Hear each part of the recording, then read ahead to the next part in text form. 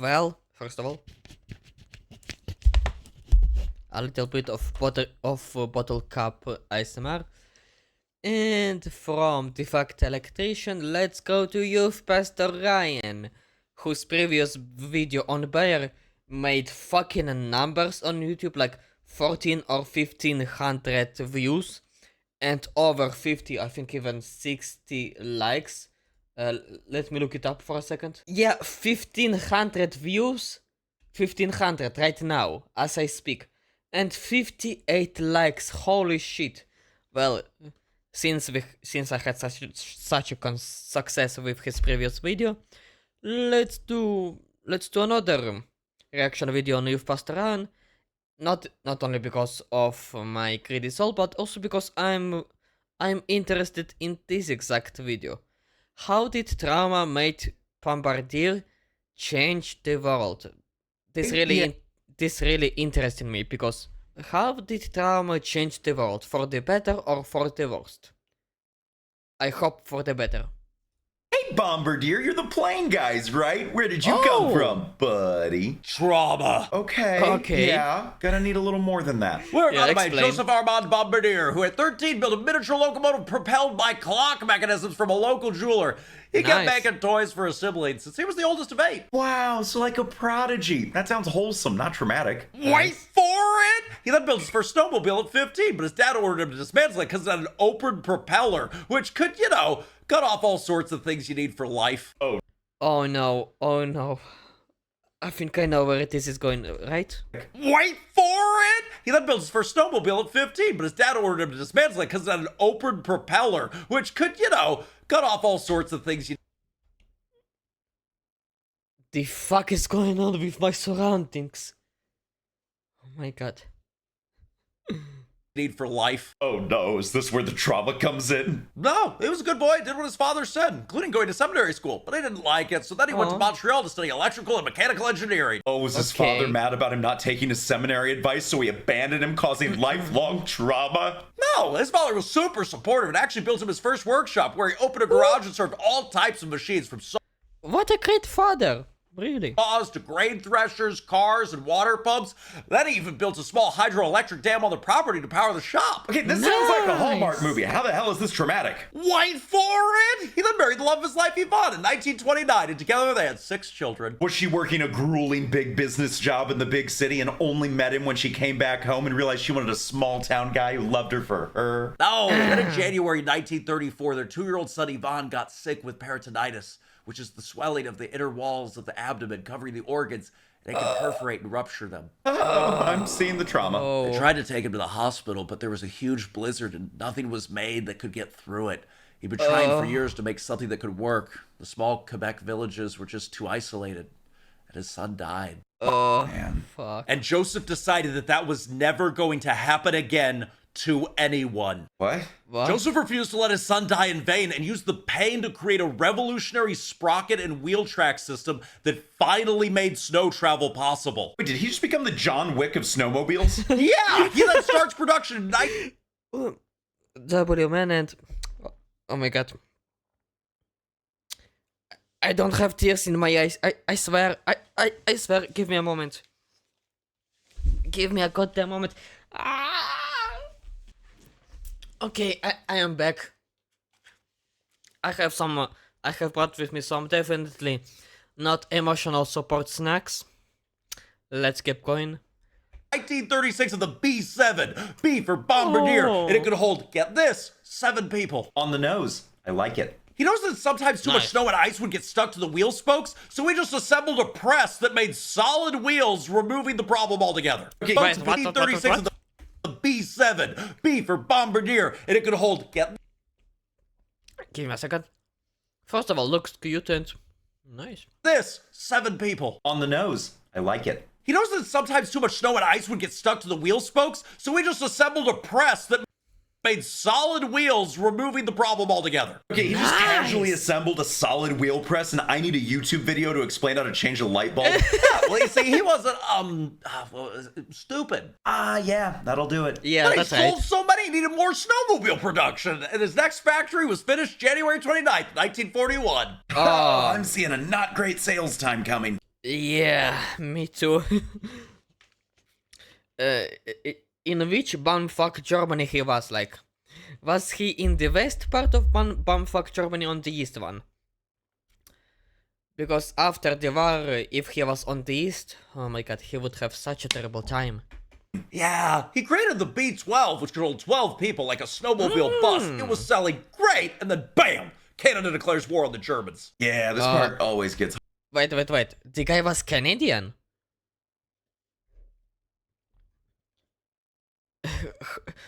Hold up a second. I think I lost it for a second.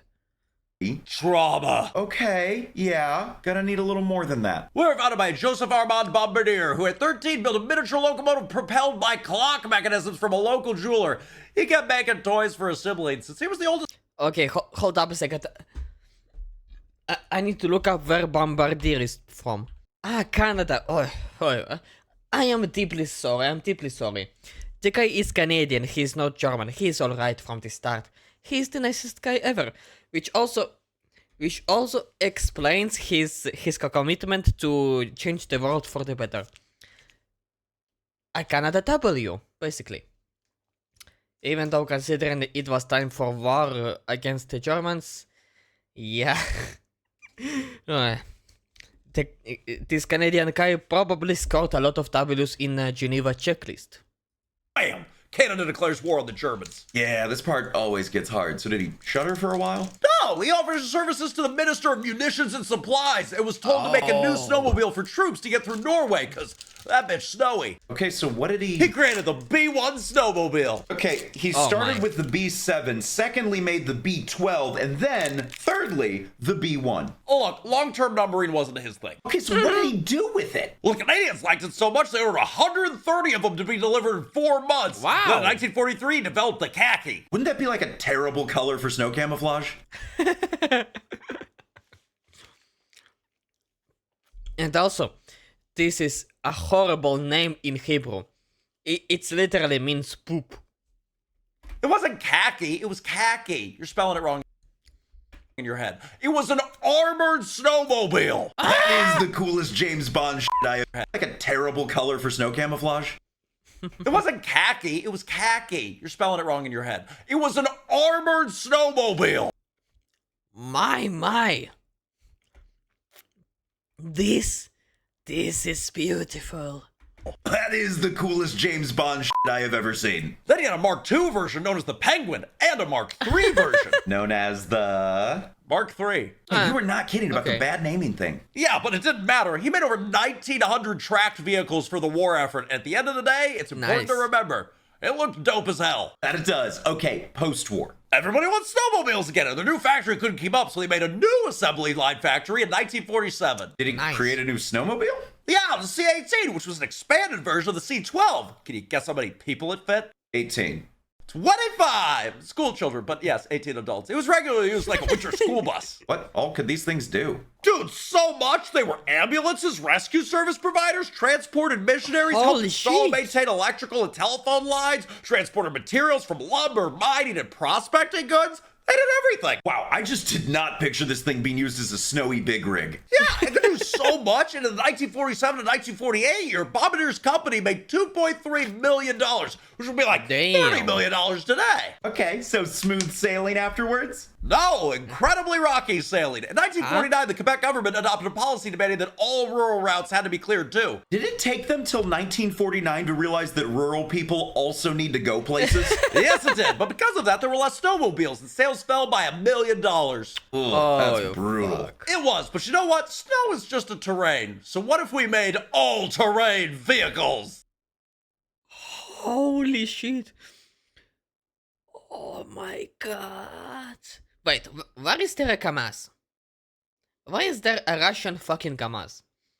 First of all. Second, isn't this bad boy Ukrainian? So, wait. What did Bombardier do? From all of that list, what is the Bombardier made?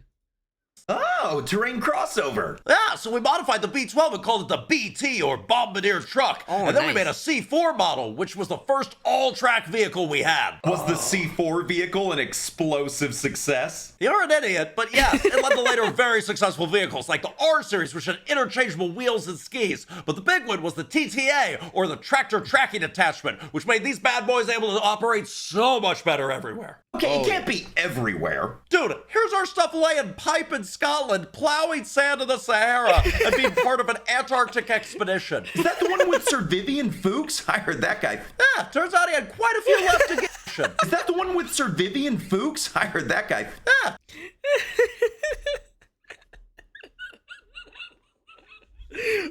Oh my god. Turns out he had quite a few left to give since he went all the way there. He's using what Joseph considered his greatest success, the Mustang. That sucker could do Oh. anything, and even though it was first made in 1953, it's still sold today. Wow, that is incredible. It's 72 years in production. Holy fuck. cool to know that his best invention is still being sold today. Oh, my sweet winter child. It's sweet summer child. In Canada, it's always winter. There. In 1958, he Yeah. developed the first miniature snowmobile, one that could be used for 1 or 2 people for work, or this crazy thing called fun. That's awesome. Yeah, he finished up in April, but by then the snow was starting to thaw, but he still wanted to test it out. So a missionary friend of his was like, hey, let's take it north. Come hang out with me with the Ojibwe people. Okay, so he tested a new, possibly dangerous snowmobile on a boys' trip. I see why women live longer. Yeah, the Ojibwe people were like, this is awesome. They apparently played on it nonstop for like 3 days. Huh. 2 wise men brought them snowmobiles and Jesus. Weird crossover. Yeah, and then it became the most popular snowmobile of all time. What was it called? The Ski Dog. Wait, but Skidoo What? is the most popular one of all time. Yeah, we kind of goofed it on our pamphlet. Ski Dog. Wait, but Skidoo is the most popular one of all time. Yeah, we kind of goofed it on our pamphlets, and the misprint was Skidoo, so we were like, that'll do. Well, the most iconic snowmobile name ever was an accident. Yeah, Joseph had essentially created a brand new activity and sport. We sold 225 in the first year and over 8,000 just 2 years later. He'd done it, making everyone able to traverse even the deepest snow. It's like the best redemption arc ever. I'm so happy for him. Yeah. Yep. Then he died. Oh, for fuck's Oh, sake. fuck. He still succeeded before he died. He just could have left it at that. True, but I love bearing bad news. Anyway, the company lived on through his son-in-law. His name was... Laurent Between.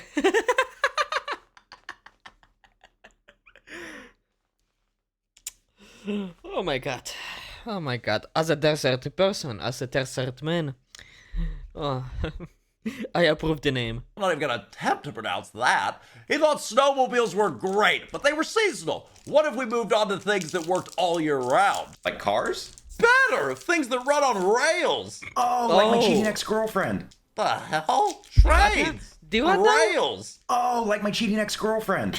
The hell? Trains! Jesus.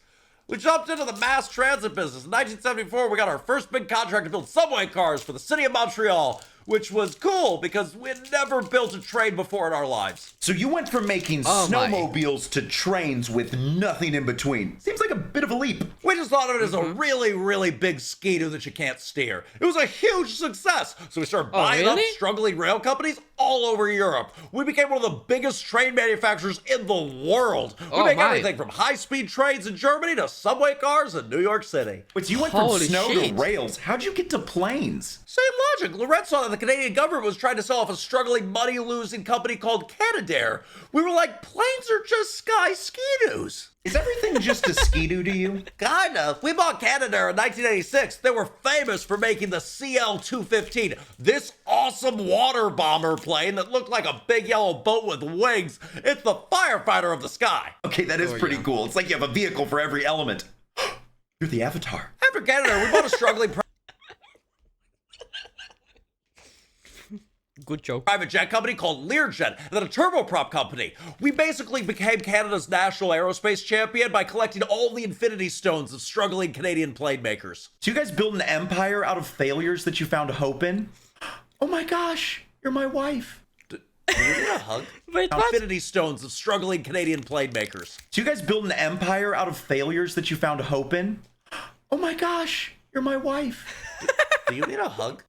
Maybe. Anyway, that's where we had our biggest idea yet. We saw that airlines were using big planes like 737s for short routes, which was not efficient. So we made Not a at all. smaller, more comfortable, and super efficient jet just for those regional routes. Yeah, that makes a ton of sense. Right? We called it the C-Series. It was the most advanced, fuel-efficient, and quietest jet in its class. It was a game changer, and also ruinously expensive to develop. Oh no, I sense more trauma ahead. We basically bet the entire company on this one plane. It was billions of dollars over budget and years behind schedule. Oh or my what most God. government contractors call normal. The Quebec government had to give us $1 billion bailout just to keep the lights on. It almost took us down. But it worked, right? Like the C-Series still exists today. It is, but it's not called the C-Series anymore. What happened? Our What? good pals at Boeing got a little nervous because our plane was better Oh. than anything they had. So they complained to the US government that we were using unfair Canadian subsidies, and the US What? slapped a massive 300% tariff on us. Basically, You fucking kidding me? Oh, Boeing. Boeing, for fuck's sake. The most corrupted piece of shit on the planet. making it impossible to sell the plane in the US. Well, yeah, your plane was better than Boeing. It stays airborne. Yeah, we were shafted. We didn't know what to do. So we took our perfect, game-changing airplane, the culmination of all of our dreams, and gave a majority stake in the whole program to our biggest European rival, Airbus, for Fuck. a total price of $1. You sold your dreams for $1? It was a 4D chess move. By letting Airbus take over, the plane was now technically assembled at an Airbus factory in Alabama, which magically made all the tariffs disappear. That's not how that works. Why is politics always a game of loopholes? It was a real soaking move, but Airbus renamed it to the A220, and now it's one of the most popular jets in the world. So you lost everything. Airbus got all the credit, all because Boeing was a dick. Yeah, it was another traumatic event. We had to sell off almost everything to pay off our dets. We sold the water bomber program, the turboprop business, our train division, and even our original snowmobile business. You sold Skidoo, but that's what made it all happen. It lives on us its own awesome company, BRP, which we'd also created some more things for you might have heard of called Skidoo and Can-Am. This hurts. All of those are iconic. We had to let it My go to God. focus on what was left, making fancy private jets for billionaires and celebrities. We make the Challenger and the Global Express the private jets of choice for Taylor Swift to avoid driving 15 minutes. So after all that, running a massive global spanning operation, saving rural people from snow, now you just make private jets for rich people? Yeah, we God made our damn name with it. snowmobiles saving people from white powder. Now our private jets are where a lot of people do white powder. Hold up. People from snow, now you just make private jets for rich people? Yeah, we made our name with snowmobiles saving people from white powder. Now our private jets are where a lot of people do white powder. Great joke for the end, but fuck, man. What's the point of Bombardier keeping its name as Bombardier if it's lost all the essence of the original Bombardier, right? Like, what the hell are we talking about, man? Bayer goes up and down with morality, Bombardier goes up and down with emotional damage.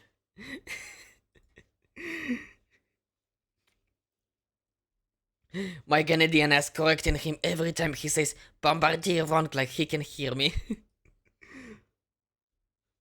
Wait. How do you have to say it?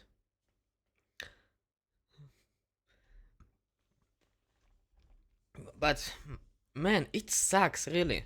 Like, why couldn't just Bombardier sell its entire airplane division just to keep its, like, orders and live with them? Like, sure, you won't be making a ton of money, but... Well, more like even more ton of money, but...